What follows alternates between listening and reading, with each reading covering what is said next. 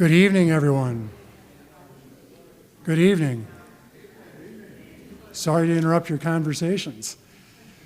Welcome to Zion Lutheran Church. Many of you know, but some don't, that I'm Michael Tassler. I'm the pastor here at Zion. On behalf of our entire community, we welcome you all to the church. I have to mute my phone because I'm hearing myself on the live stream. Sorry about that. And I was going to say, we are live streaming this evening, so welcome to those of you who are watching from your computers this evening. We're glad you're here with us as well. We are pleased to offer this fall a speaker series on how to have civilized conversations in polarized times. And a little over a year ago, Zion lay leadership decided to create this very timely initiative as a way to serve not only our members, but our wider community as well. The larger church body of which Zion is a member, it's called the Evangelical Lutheran Church in America, teaches that the gospel does not take the church out of the world, but instead calls it to affirm and enter more deeply into the world. And in faithfulness to its calling, our church is committed to engage in the processes and structures of contemporary society. Public discourse and the manner in which it is carried out is at the core of the processes and structures of our society. By sponsoring this series, we at Zion wish to contribute a constructive witness. Beginning this evening, and then next Wednesday evening, October 30th, and then for a third time on Tuesday, November 5th, yeah, that's Election Day. We welcome three fantastic local leaders, each of whom is uniquely dedicated to the healing of our public discourse and civic life. Tonight, we are delighted to welcome our first speaker, Gay Lynn Bennion. After Gay Lynn addresses us, she will welcome some questions and comments, and I will have a microphone to rove around with, so don't be shy. And we invite those who are watching online to use the chat features in YouTube or Facebook. If you have questions and comments as well, and we'll try to monitor that and get those in as well. At the end of our time, we invite everyone to our fellowship space for a time of refreshments and an opportunity to meet Gay Lynn. Gay Lynn Bennion graduated from Brigham Young University with a bachelor's degree in English. Her husband, Jim, who is with us here, served 26 years active duty in the Air Force, and their 4 children were born in 4 different states. Sounds like a military family. Gay Lynn served in Women's State Legislative Council of Utah leadership for 7 years. She also volunteered to teach English to immigrants and refugees through English Skills Learning Center for 5 years, and served in state chapter leadership for Moms Demand Action for Gun Sense. She was elected to represent House District 46 in 2020. The district, which is now District 41, includes Alta, Brighton, most of Cottonwood Heights, part of Holiday, Midvale, and Murray. Gay Lynn, I learned first, encountered some friendly Lutherans during a sojourn in the state of Ohio. And Gay Lynn, I hope we Utah Lutherans are at least as friendly as our Ohio siblings. Would you please join me in welcoming Gay Lynn Bennion?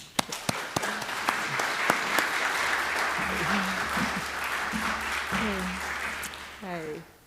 I'm so glad to be here with you tonight. This is a great opportunity to talk about our world right now. And the people that will be coming, I just want to tell you my connection with them after I speak. You'll have Sean Newell. Sean is my friend and my city council member from Cottonwood Heights. He represents me in Cottonwood Heights City.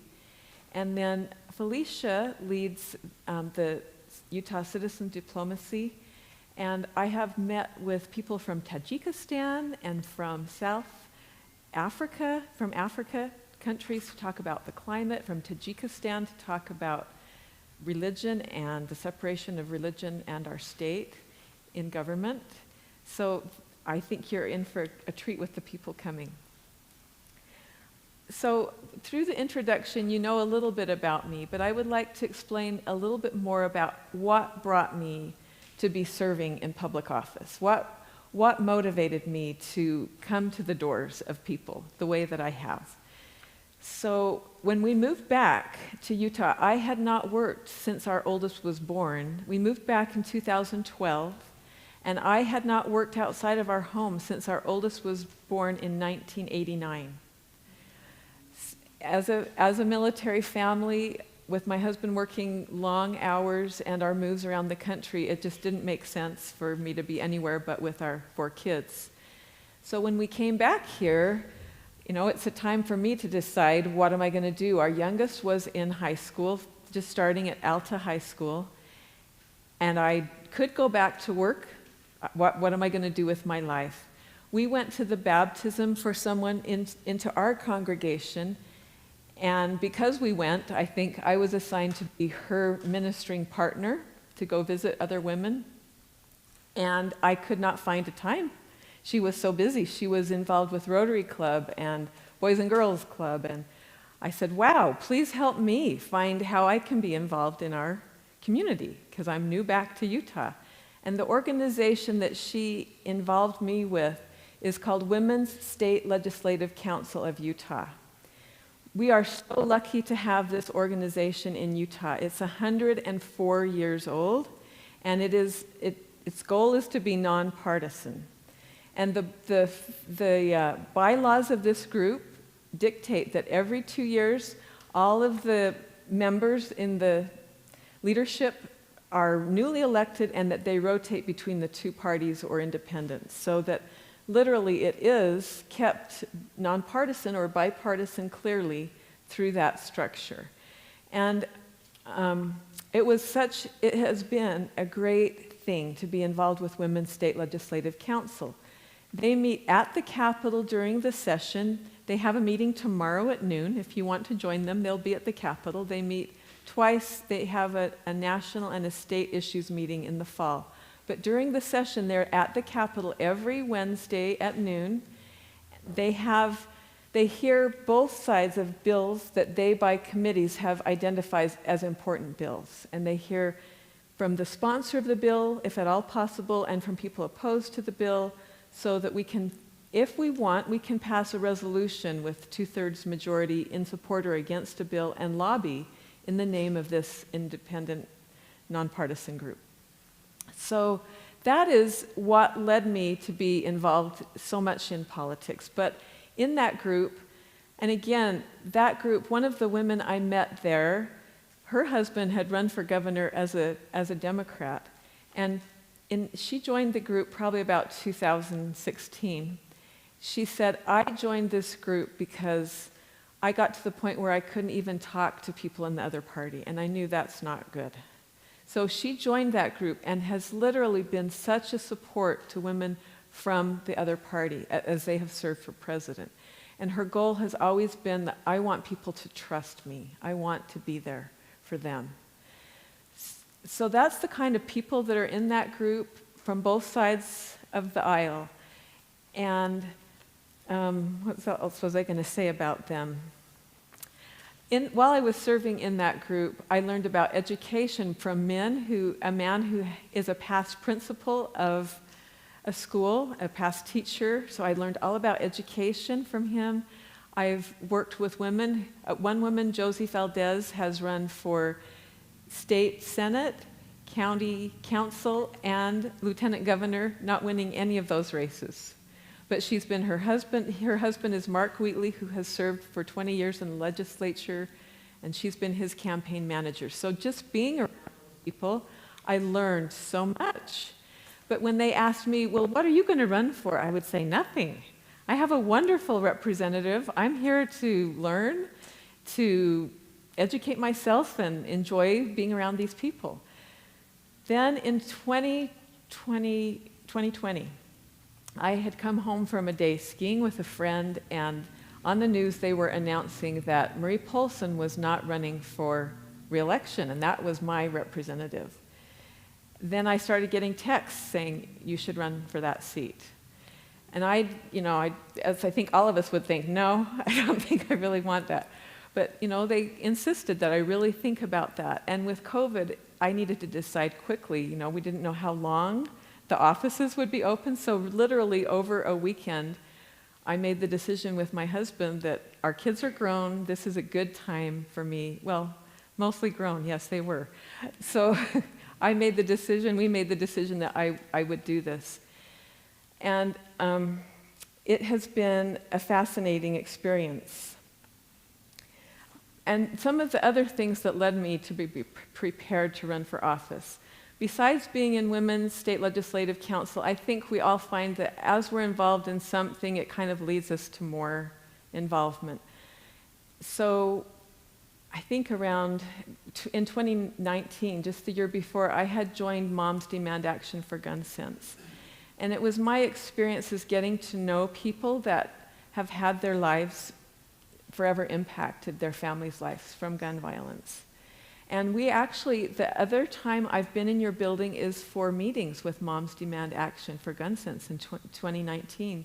Your church opened, and we were able to meet here with our, in your offices or somewhere to talk about our plans for the state. And so the things I did in that group also prepared me to run for office. The interactions that I had with our elected officials helped me to feel that, yes, given what I've seen, it's time I run for office. So one of the quotes that I want to share that I think about is when we are no longer able to change a situation, we are challenged to change ourselves. That when we are seeing things happening that we don't think that's the community that we want, it's then upon us to change ourselves, to maybe become more active, to change how we're interacting. So one of the things that I learned from Marie Polson early on, I was able to sit down with her. I was not in any way prepared by her to run for this office. It was a surprise, when people asked me to run, it was not her that asked me to run. But as I was working through that campaign, the advice she gave me is that this is something you're doing, it is not who you are. And I think that as I serve in office, that is a very important distinction for me to keep, that what I am doing is I am serving my constituents, I am working for policies that I and my constituents want for our state, but it is not who I am. And that gives me space so that when someone gives me a compliment, it doesn't go to my head.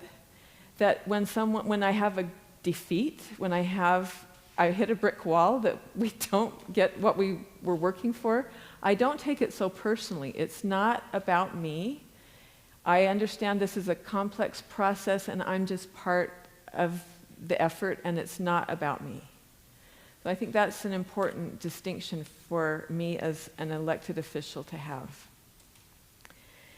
And then I'll start talking about conversations at the doorstep. And for me, some of them that come to my mind is, 2020 is the election with Donald Trump and President Biden.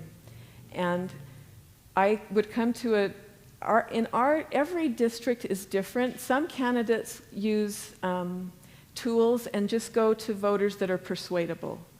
In our district, again, I'm learning from the woman, Marie Polson, who served before me, we go to every door in our district. We knock every door. We even leave literature on most apartments. So as I was going, I would see people with a sign for Donald Trump, and I'm a Democrat. So I make the decision that me and my team, if they're willing, we will go to every door. And I had a great conversation that I still remember with someone with his big Trump sign, and we had a conversation because he wanted to talk about his children and the good education he wants for them, and he wants them to be critical thinkers. So we left that conversation not changing each other, but understanding each other and having respect for each other.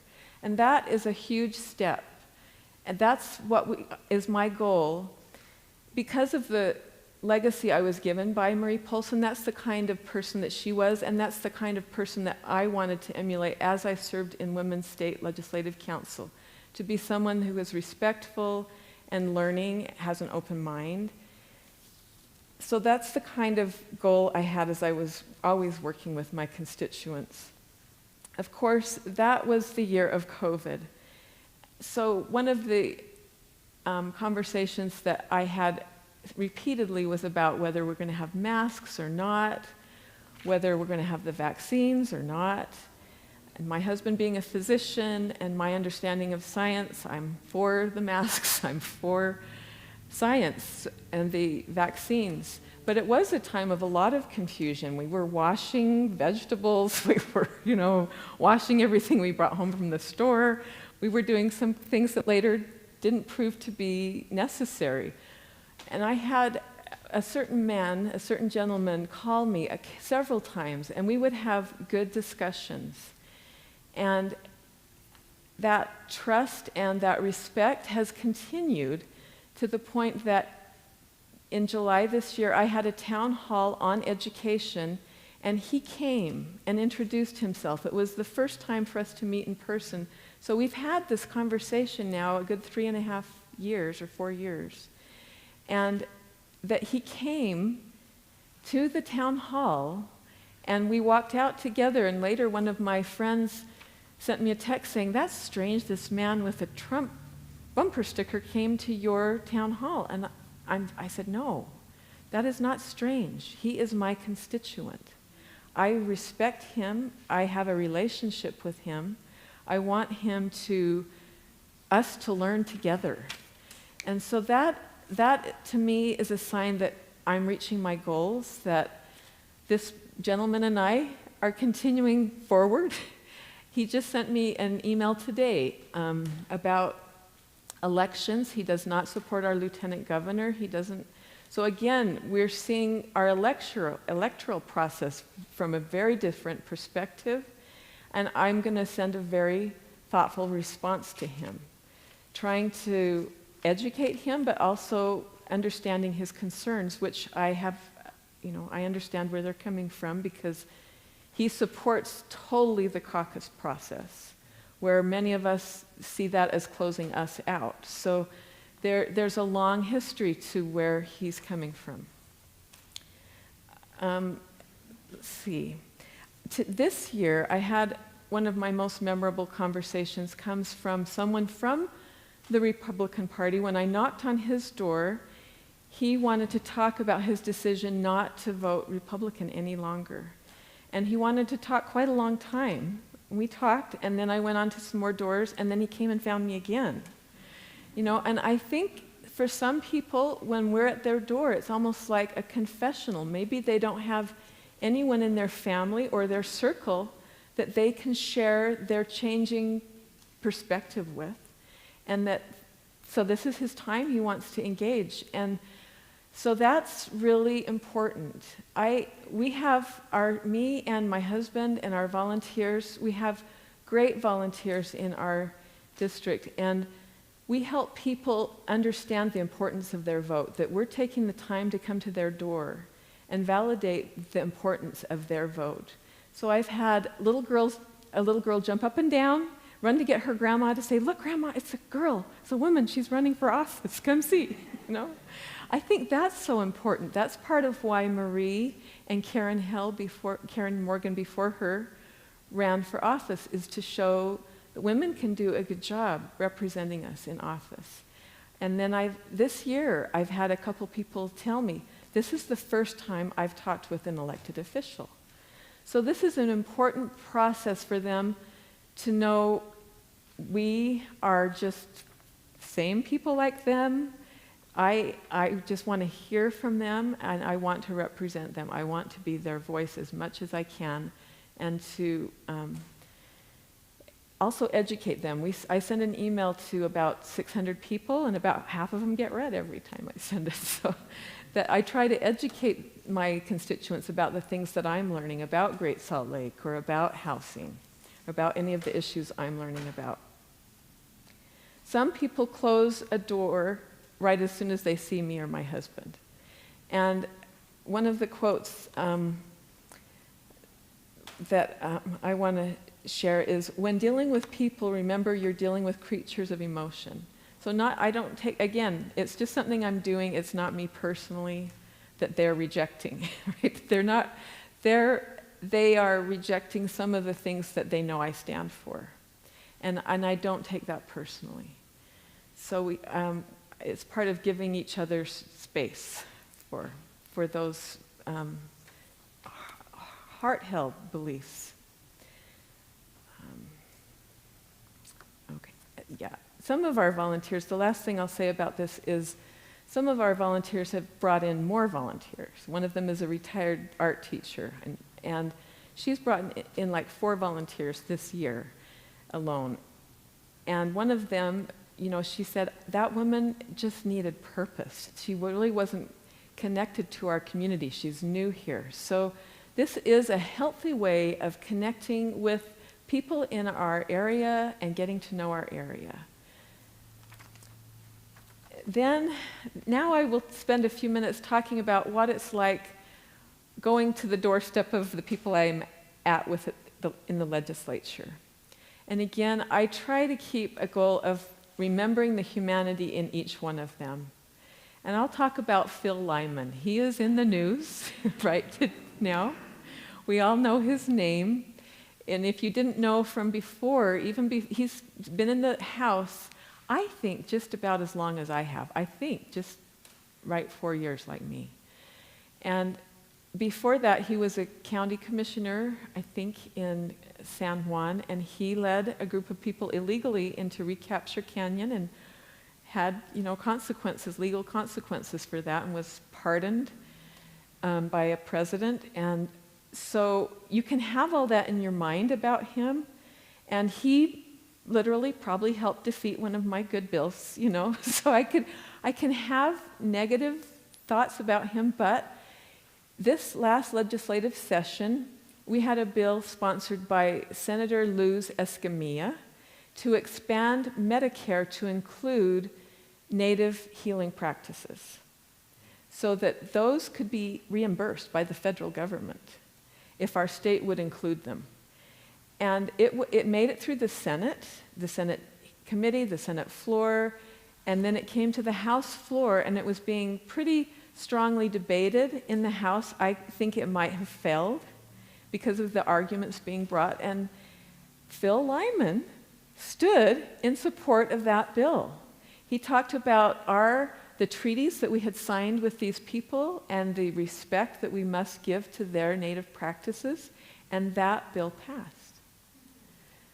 So that is the miracle of being right in the chambers with these people, is to always remember that we are all complex, that we are all multifaceted, that there's a range of things within each one of us, and not to pigeonhole someone, to remember the magnificence and humanity of each person. Yeah. So that's kind of what it's like now that I work in the chamber, in the House. This is another quote that I think about when I'm working in the House. It's not on your paper, but if you want it, I can send it to your pastor. If you expect the world to be fair with you because you are fair, you're fooling yourself. That's like expecting the tiger not to eat you because you didn't eat him. Okay? And that one goes to more like the purpose that each of us have. On the way in, I was telling Denny that one of my issues I work on is housing. I've met with others here about housing, and when I'm working with the Utah Rental Housing Association, their purpose is very different than mine. And so just because they're different doesn't mean that it's not fair. It means it's different. Their purpose is just different than mine, and I have to get to the point to be able to see their purpose, to be able to work with them. Their values, they might even think they share my values. So maybe we need to talk about those values more. And then this quote, the highest form of knowledge is empathy, for it requires us to suspend our egos and live in another's world. And I think that is so important for me and all of us to remember, that we must have empathy and try to think what it's like for people that have very different values or perspectives than we do, that try to see it from where they are. And for me, my husband and I do have a transgender, non-binary child. So as I serve in the legislature with people that don't understand or have much curiosity, but use that as a wedge issue, that is difficult. But I still see their humanity and work to understand where they're coming from. And I would just want to talk about 2 books that I recommend that have helped me in this process of understanding people. I love to read. I read a lot. This one is The Righteous Mind: How Good People Are Divided by Politics and Religion by Jonathan Haidt. Have any of you read or heard of this book? It is fantastic. And just briefly, I've read it twice because it ends. He is a PhD psychologist he studies the moral reasoning of our minds, and the analogy he gives, and this goes back to us being creatures of emotion, is that our emotions are like this elephant, and that the rider on top of the elephant is our reason. Okay, so that our emotions are very powerful. They drive a lot of what we do, and that our reason is just trying to sometimes explain to ourselves why we're doing things. That's really all. So that book really helped me understand people and myself better. And then the book, the other one is The Conflict. Where is that? High Conflict: Why We Get Trapped and How We Get Out by Amanda Ripley. And that one also is, every year Governor Cox, again, I might love some things Governor Cox does and have trouble with others, but every year for the legislature he gives us all a book. And this is the book that we were given this year. And it talks about how anyone, one of the people it talks about in this book is the man that kind of invented mediation, and he gets stuck in a conflict.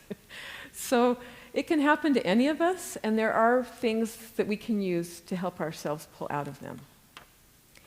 And because we're here today in a beautiful chapel, we can talk about our Father God and Christ. And I try to remember we are all children of God, and that we are all loved equally by God, and that He wants us to love one another, and that should inform all of our work. And this quote is, again, some of these I don't know where I got them. Love is the muscle we build by practicing all of our beliefs. Love is action, not feeling. Love is our bridge to the other side.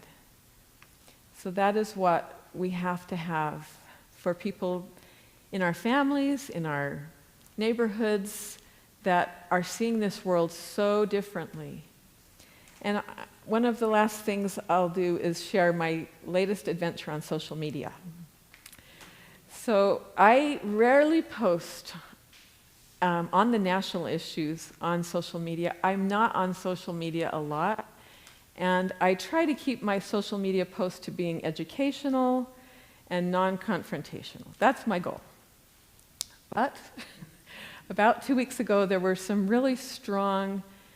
There was an editorial by Brent Ward, who is a high-level attorney in Utah, and then he was with past Supreme Court Justice Christine Durham and other people from my faith, standing at the Capitol talking about how, because of their and our church standard for honesty, they support a certain candidate. Okay, so I posted that on social media and tied it too much to my church, to my identity as that church member. And just a few days later, one of the women that I knew back in Ann Arbor 30 years ago, and I mean, we had each other's kids in our homes. We did home preschool, we called it Joy School. So we knew each other pretty well back then. And she was just irate because her perception of the candidate I support is that that person is just as dishonest. That's her honest perception. The experiences that she had during COVID, she broke her back during COVID, she couldn't get treatment, because of the shutdown. So there are so many layers that she's working through. So when I saw her reaction, I deleted my post, and I took the time to go and meet her at her door and talk with her and tell her I was sorry. And we had a good talk, and we're still friends. And so my admonition with social media is to be very careful what we do there and to try again, to think how what we're posting impacts our closest friend that doesn't see it from our perspective, so that we are not igniting the fire that is in our current society. And so with that, I will just say there are groups that I find inspiring, that they are working every day to close the gap. And one of them is Better Angels, and I should have put this on the handout. Better Angels is nationwide, and it formed in 2016 with professors. They took people from New York to rural Ohio, and they met and started having conversations. And they now have a blue and a red lead in every state, and they hold debates online. They have what they call fishbowl and other practices. In the fishbowl, the group that sees it from the red perspective gets inside and talks about abortion, and then the other ones get in, and then they move to the outside, and the other group comes in and talks. They just hear each other. They aren't even talking about anything. They're just listening to each other to understand how the others see this topic. And another group that's local right here that I attended before COVID is called Informed Engaged Americans. And they meet, as far as I know, at the local, when I went, they were at a local hotel right here off of Foothill. And that is awesome because they were having conversations about gun violence, about any issue, and again they would have both sides, nonpartisan, just talking about the topic, just informational. Then I am very grateful for League of Women Voters and the work that they do to educate us and to help people vote. And I'm very happy for Mormon Women for Ethical Government. I'm sad to say that in the church that I grew up in and still am attending, we don't do things like this. We don't talk about the outer world enough. And so I congratulate you for doing that, and I am so glad that Mormon Women for Ethical Government is trying to engage the women of my faith and bring them into outer action with the world, because that is what I believe God wants for us. And then at the end of the handout, I have, and I'm sure I can send this to your pastor to send out to those who aren't here in a digital format, but these are tips that were given in a recent Salt Lake Tribune article, and I think that they are excellent because it talks about before you have a conversation, someone I know tries texting people and trying to bring them in. I think it takes a sit-down conversation and doing what it says here, like establishing some ground rules, like what is our purpose? Is it just can we just understand each other's perspectives? Can we listen without interrupting each other? Can we keep our tone down? Often when I'm with family members and we're seeing things differently, I hear our voices raise, I hear the blood starts, it's that emotional side of us coming out. And so if we can set some ground rules not to let that happen and to give time for someone to finish, to repeat what someone else said, these are little tips that can help us if we really want to engage in a conversation with someone. And so I thank you again for inviting me here, and I'm happy to talk about any questions that you have.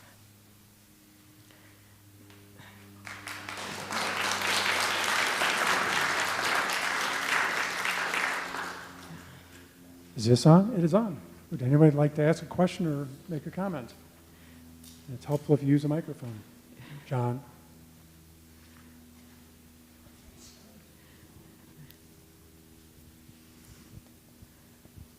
As I look at the makeup of our legislature, I don't see very many women.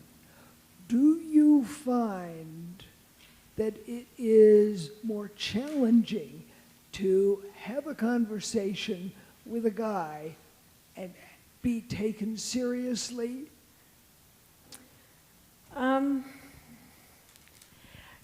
Today, even this morning, I was at a meeting, and the men were trying to push the women out, and I literally got like, we're in line.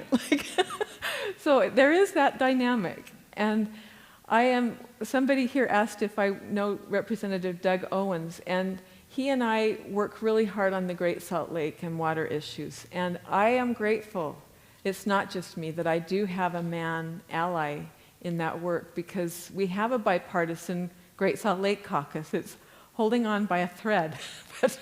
But I think it's only because of Doug. I don't think it would be there with just me. So I think it is more difficult, but I also, I'm on political subdivisions. I'm often the only woman there. I don't really feel that. I do feel respect from my chair. I feel like, if anything, maybe it's our party difference that is worse right now. Yeah.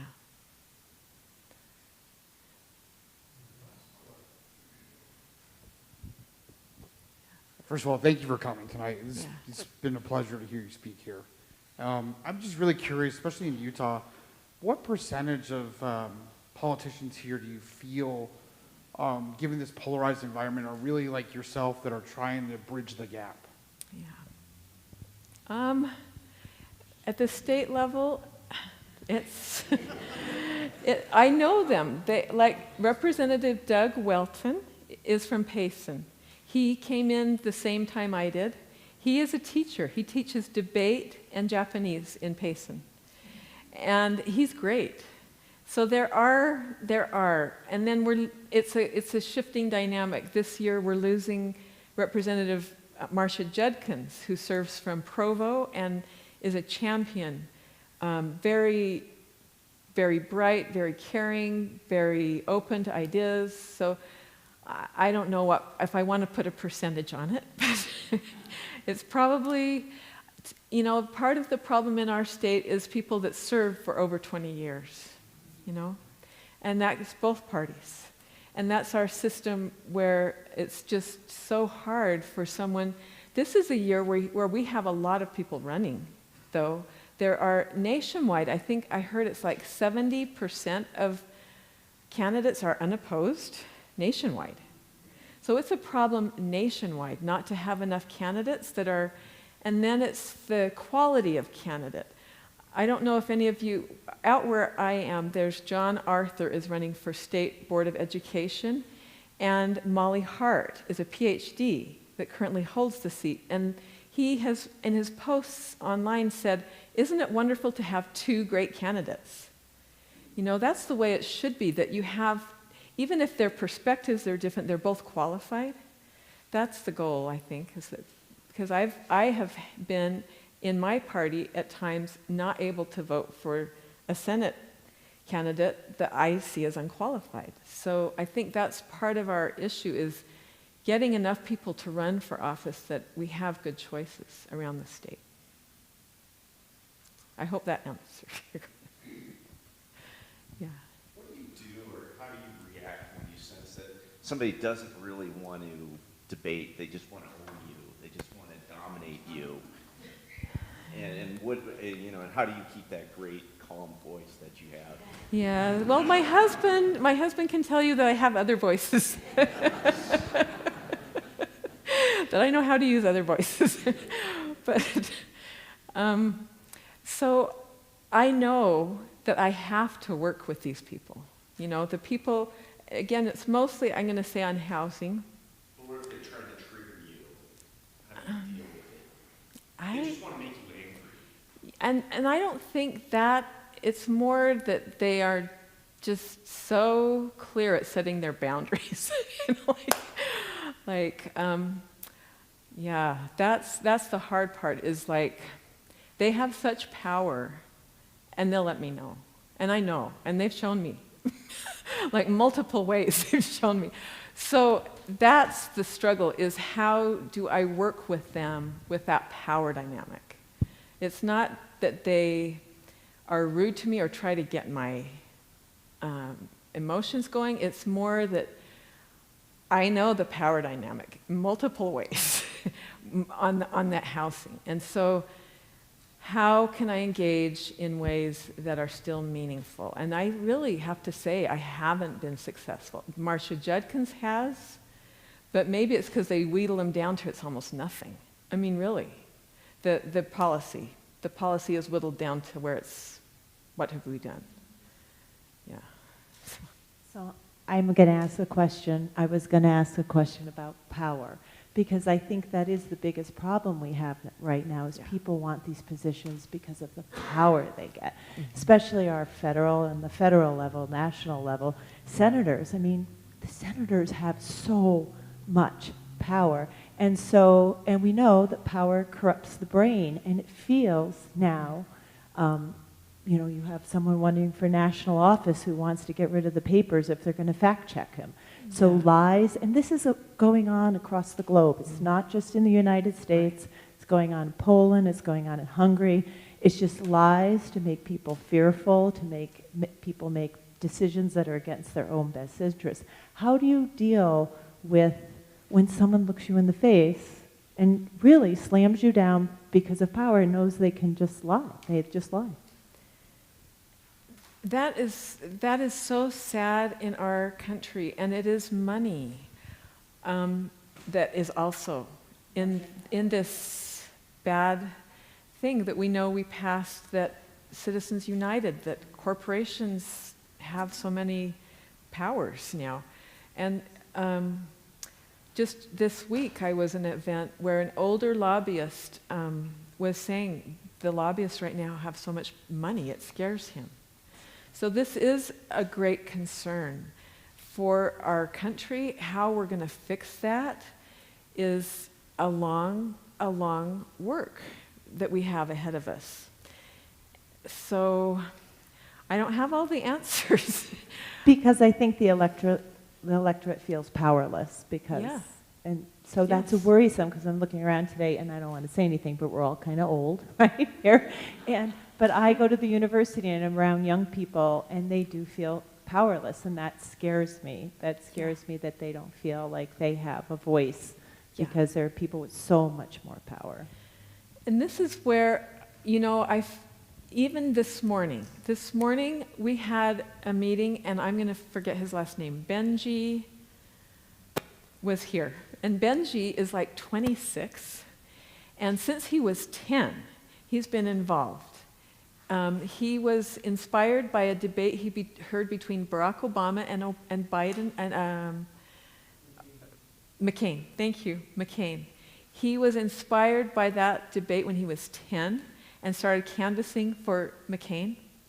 And he is a conservative, and he started a youth, I'm going to forget the name, a youth conservative organization.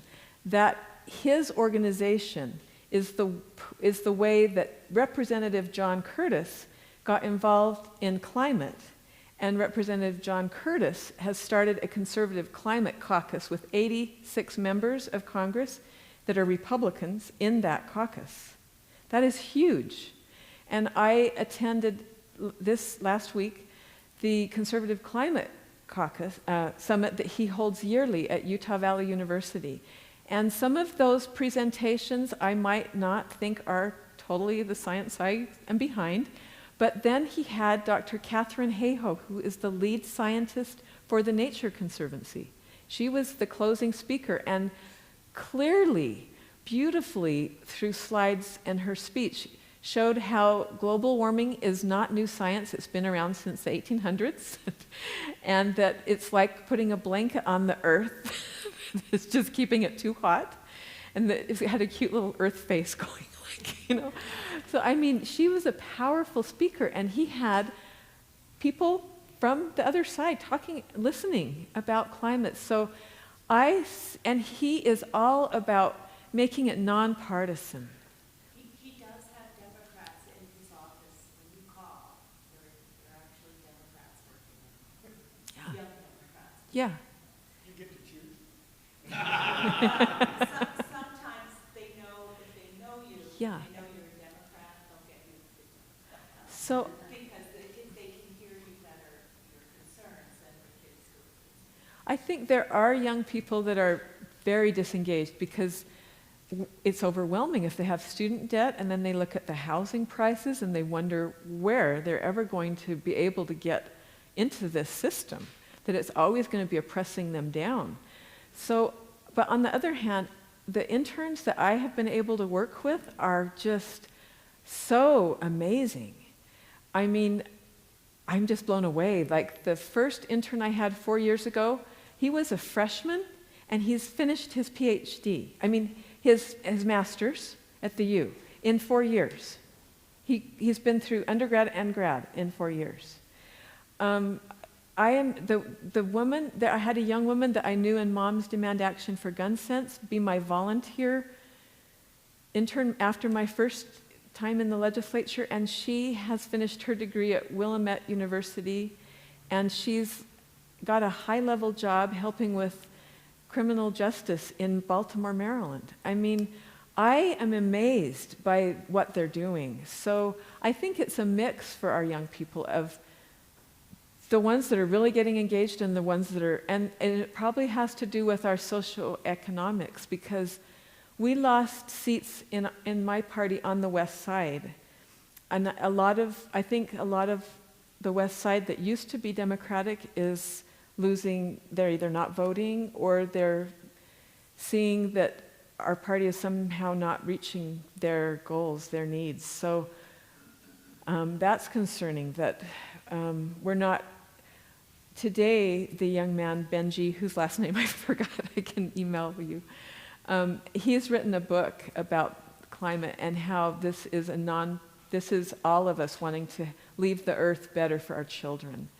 And, you know, it's just phenomenal to see the work that he's doing to try to bring us together to work on things that are going to kill us.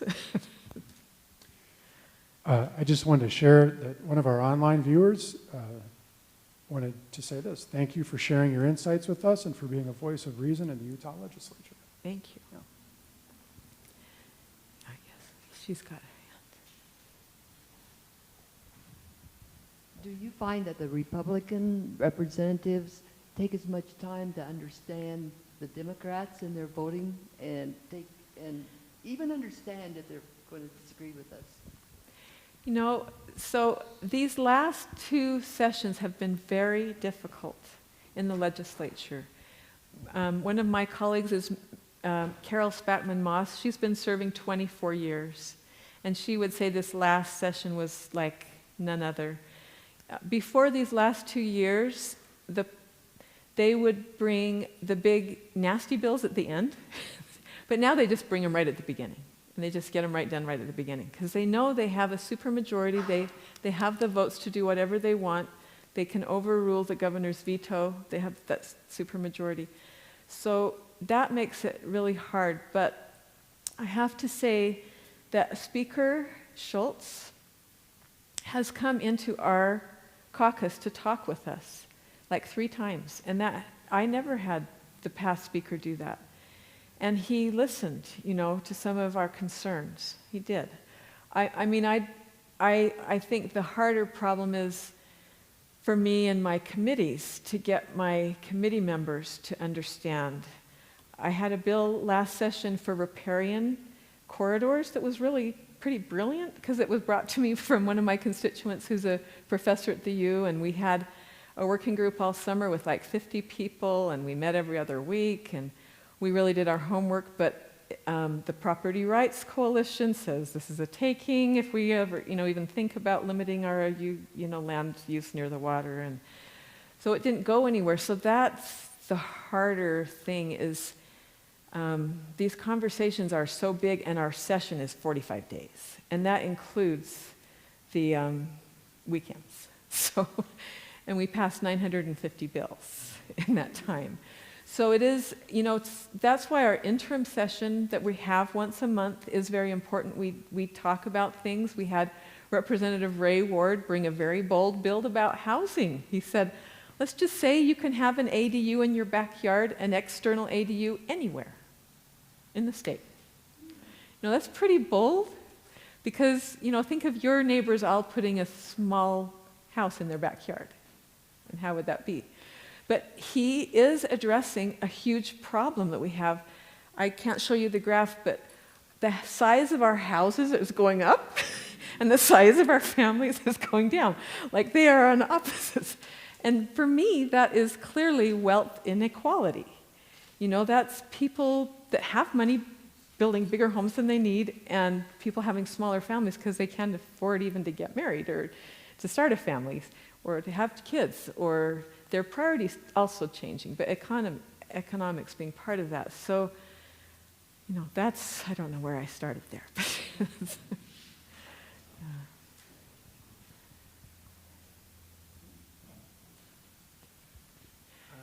I don't want to get too much in the weeds, but given the comments about power and the citizens, I just wondered if you had thoughts on where Amendment A and D are going.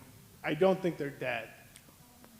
And so maybe even just addressing like what they are for people who might not have followed it, but your thoughts.